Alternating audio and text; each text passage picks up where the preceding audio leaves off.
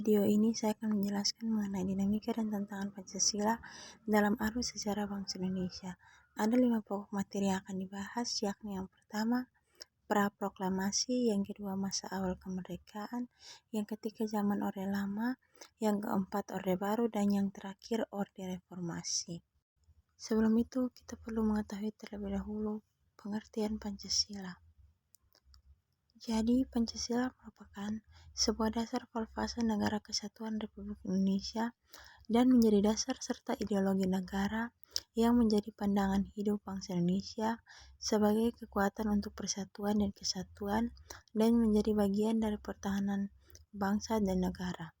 Pancasila adalah satu-satunya ideologi yang diterapkan oleh negara. Keanekaragaman bangsa Indonesia menjadi salah satu kekuatan Pancasila dalam pemersatu keberagaman yang ada di Indonesia. Yang pertama, era proklamasi.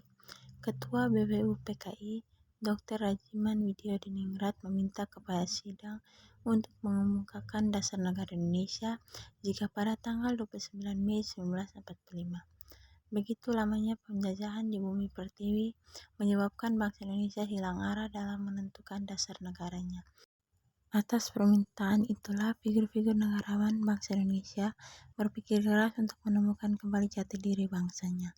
Pada sidang pertama BPUPKI yang disahkan dari tanggal 9 Mei sampai tanggal 1 Juni 1945, tampil berturut-turut untuk berpidato menyampaikan usulannya tentang dasar negara.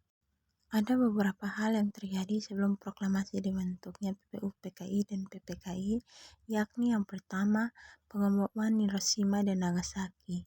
Yang kedua, Jepang menyerah kepada sekutu. Yang ketiga, Rengas Dengklok dan penyusunan naskah proklamasi. Selanjutnya, era kemerdekaan. Dijatuhkannya bom atom di kota Hiroshima oleh Amerika Serikat pada tanggal 6 Agustus 1945 yang mulai menurunkan moral semangat tentara Jepang. Sehari kemudian BPUPKI berganti nama menjadi PPKI, menegaskan keinginan dan tujuan mencapai kemerdekaan Indonesia. Kemudian dijatuhkannya di Nagasaki bom atom yang kedua, dengan begitu membuat Jepang menyerah kepada Amerika dan sekutunya. Dengan adanya peristiwa ini, dimanfaatkan oleh Indonesia untuk memproklamasikan kemerdekaannya. Untuk merealisasikan tepat tersebut pada tanggal 16 Agustus 1945, terjadi perlindungan antara golongan muda dan golongan tua dalam penyusunan teks proklamasi yang berlangsung singkat. Sejarah politik Indonesia di masa awal kemerdekaan ada 3, yaitu yang pertama masa RIS, yang kedua masa demokrasi liberal atau parlementer, dan yang ketiga masa demokrasi terpimpin. Yang berikut era Orde Lama.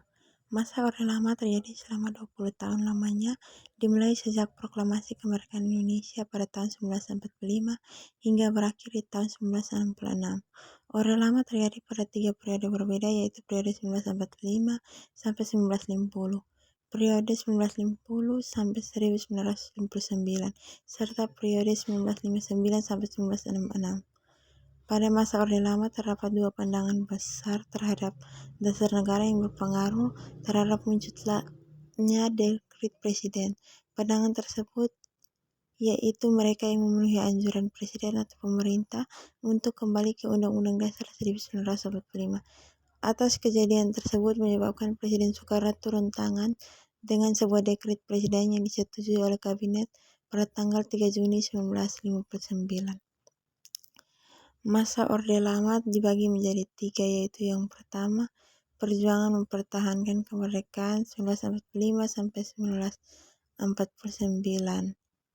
Revolusi Nasional, pembentukan Republik Serikat. Yang kedua, demokrasi liberal 1950 sampai 1959. Ada 2, yakni yang pertama penerapan sistem parlementer dan yang kedua pemberontak daerah. Yang ketiga, demokrasi terpimpin. Ada 3, yakni yang pertama konsolidasi kekuasaan Presiden Soekarno, yang kedua kebijakan kembali ke alam dan nasionalisme, dan yang ketiga gerakan anti komunis dan G30S PKI. Yang berikut Orde Baru. Masa Orde Baru merupakan tatanan kekuasaan yang berada di bawah kepemimpinan Presiden Soeharto. Daerah tersebut berlangsung selama 32 tahun, menggantikan masa Orde Lama. Pada era Orde Baru, segala bentuk kehidupan masyarakat Indonesia mengalami kemajuan seperti inflasi menurun dan mata uang nasional yang stabil.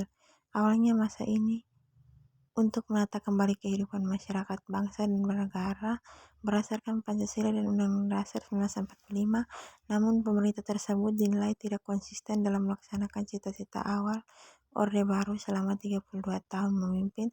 Ternyata Presiden Soeharto justru mementingkan kelompok-kelompok tertentu saja, sebab terjadinya perubahan masyarakat pada masa Orde Baru karena masyarakat mulai merasa kesulitan mendapatkan kebutuhan pokok. Yang berikut sistem pemerintahan pada masa Orde Baru. Yang pertama, menerapkan pengajaran P4 di sekolah. Yang kedua, Soeharto mengizinkan masyarakat membentuk organisasi dengan syarat menggunakan asas Pancasila. Dan yang ketiga, melarang kritikan yang menjatuhkan pemerintah dengan alasan stabilitas negara. Yang berikut adalah reformasi.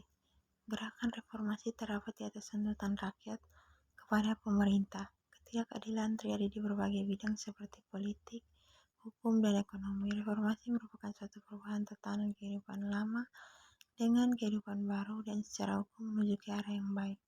Pola kehidupan masyarakat ikut berubah seiring berubahnya pola pemerintah dari Orde Baru ke masa. Perubahan ini terjadi dalam berbagai bidang antara lain dalam kehidupan politik, ekonomi, dan sosial budaya. Berikut terdapat beberapa sebab dan akibat terjadinya perubahan masyarakat Indonesia pada masa Orde Baru hingga masa reformasi, yaitu yang pertama, pembangunan tidak merata. Pada masa Orde Baru, pemerintah memfokuskan pembangunan di Pulau Jawa dan tidak memperhatikan wilayah-wilayah yang lain. Hal tersebut mengakibatkan beberapa daerah di luar Jawa tetap merasakan, padahal mereka juga turut menyumbang devisa lebih besar untuk negara seperti Kalimantan, Riau, dan Papua. Yang kedua, politik didominasi Golkar.